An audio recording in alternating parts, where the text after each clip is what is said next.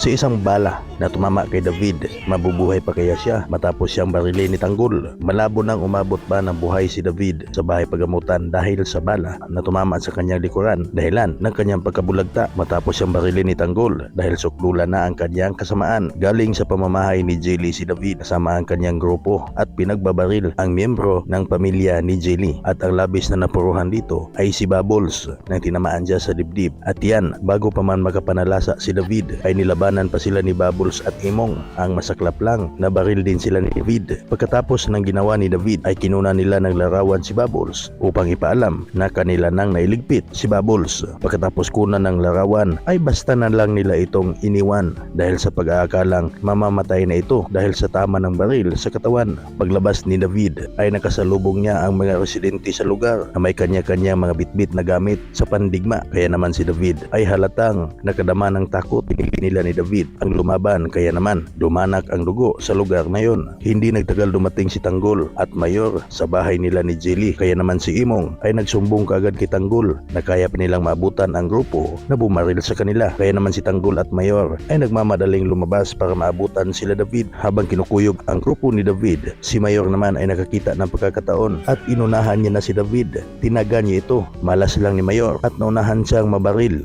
ni David hanggang ito'y matumba sa lupa. Nang tuluyan na sana siya ni David, dumating naman si Tanggol at walang pag-aatubiling pinaputukan ni Tanggol si David hanggang tuluyang bumulagta. Sa pangyayaring ito ay siguradong magliliyab sa galit ang mga Montenegro at ang kanilang pagbibintangan. Sa gulong ito ay ang mga kabalyero, at si Olga naman ay siguradong ibubuhos din ang kanyang puwersa upang maipaghiganti lang si Bubbles. Bago pa man ang pangyayaring ito ay nalaman na ni Bubbles na si Olga ang kanyang tunay na ina matapos magtapat si Olga sa kanya.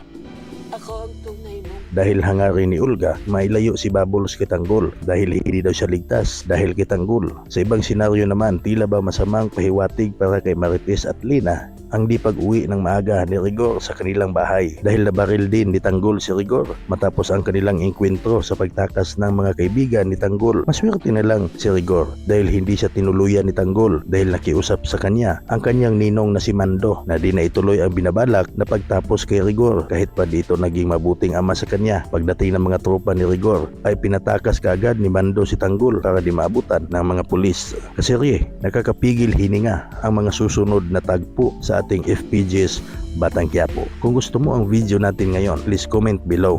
Mag-subscribe ka na din. Maraming salamat po.